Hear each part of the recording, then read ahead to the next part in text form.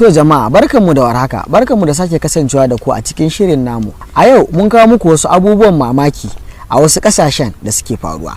Kafin mu kawo muku waɗannan, a danna subscribe sannan a danna alaman ƙararrawan sanarwa. Na farko dai shine lattin jirgin ƙasa a ƙasar Japan. A ƙasar Japan an taɓa samun lokacin da wani direban jirgin ƙasa ya yi lattin sakan 35, ba fa minti ba, sakan 35 wajen kawo fasinjoji inda ya kamata su sauka. Hakan ya sa ya duka musu domin ba su haƙuri na tsawon minti 5. Sannan duka fasinjojin da ke cikin wannan jirgin ƙasan aka mayar wa kowa da kuɗin da ya biya wajen hawa wannan jirgin ƙasan. Turka shi saboda makarar sakan 35, direban jirgin ƙasa ya duka na tsawon minti 5 yana ba wa fasinjoji haƙuri. Sannan aka mayar wa da kowane fasinja kuɗin tikitin jirgin ƙasa da ya biya. Sannan aka ba wa kowa haƙuri a mutunci. Aka musu alƙawarin cewa wannan latti da aka samu ba za a sake samun irinsa ba. To jama'a, muƙaddara wannan a ƙasar mu ce ta Najeriya aka samu lattin minti 35 ba ma sakan 35 ba. Anya kuna ganin za a ba mu haƙuri kuwa? A sa mana a comment section. Haka zalika a dai ƙasar ta Japan, tashoshin jiragen ƙasa sukan ba da shaidar latti ga gaba ɗaya fasinjojin jirgin ƙasa domin nuna cewa jirgi ne ya makara ba su fasinjojin ba. Misali, idan ma'aikatan gwamnati ne, gaba ɗaya akan ba su wata shaida ta cewa ba su ne suka makara ba, jirgin ƙasa ce ta yi makaran kawo su da wuri. Saboda haka ba laifinsu ba ne, laifin tashar jirgin ƙasa ne. Haka zalika idan ɗalibai ne 'yan makaranta, su ma akan ba su shaidar cewa ba fa su ne suka makara ba, tashar jirgin ƙasa ce ta makara wajen kawo su da wuri. Kuma duk wannan hidimar akan yi ta ne fa idan har jirgin ƙasa ta yi makaran ƙasa da minti 5. Domin a Japan babban laifi ne tashar jirgin ƙasa ta yi makara na har ya haura minti 2. Hakan na iya sa a dakatar da wannan tashar jirgin ƙasan ma baki ɗaya. Mutane ne da suke girmama lokaci kuma suke girmama haƙƙin ɗan adam. Muƙaddara ka makara wajen aiki, ka hau a daidaita sahu ko motar tasha aka kai ka wajen aikinka a makare. Anya kana ga direba zai ma baka haƙuri na makaran da ya yi, ko kuma dai zai baka wata shaida ta nuna cewa shine ya makarar da kai? Muƙaddara da a Najeriya ce.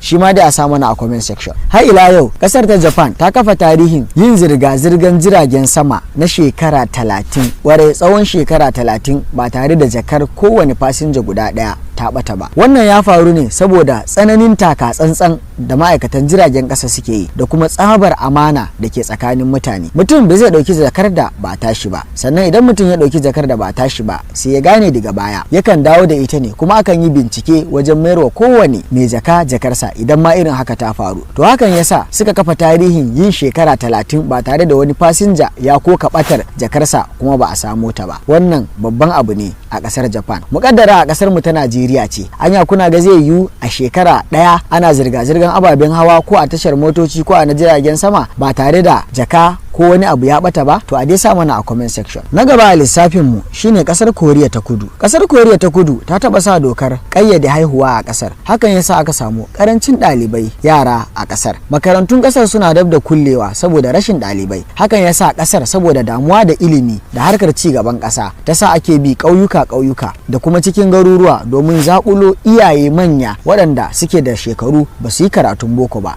Ake komar da su makarantu domin su yi karatu kyauta. Sun ɗauki wannan mataki ne domin ganin cewa ilimi a ƙasar bata mutu ba. Kwarai, wannan a ƙasar Koriya ta Kudu kenan, inda saboda ƙarancin ɗalibai ake shigar da manyan mutane makaranta domin su yi karatu, saboda kada ƙarancin ɗalibai ko rashin su ya sa a kulle makarantu. Gaskiya ƙasar Koriya ta Kudu sun damu da ilimi kwarai da gaske. Na gaba da muke da a ƙasar Beijing, idan ka makale a cikowar ababen hawa kana da zaɓi guda biyu, imma dai ka ci gaba da tsayawa a cikin cikowar ababen hawa har hanyoyi su sake, ko kuma ka kira agajin gaggawa na kamfanin mashina. Akwai wani tsari na musamman da aka yi wa cikowar ababen hawa a ƙasar Beijing. Kana da zaɓin kiran kamfanin mashina domin a haɗa ka da wanda zai zo ya cire ka a cikin wannan cikowan ababen hawa. Tsarin shine zaka kira ka faɗi kan titin da kake da kuma daidai inda kake, shi kuma zai amfani da Google Map wato taswirar Google ya zo har inda kake. Zaka fito daga cikin motarka ka bashi ki sai ya ɗauke ka ya kai ka duk inda kake so. Motar taka kuma jami'in kula da warware zirga-zirga zai hau wannan motar ya kawo maka ita inda kake so. Baka dade a cikin cikowar ababen hawa ba, kuma ka isa inda kake so, kuma abun hawanka shi ma zai biyo ka daga baya. Kuma duka wannan hidimar fa akan yi ta ne akan dala 60 kacal. Kwarai, akan dala 60 kacal.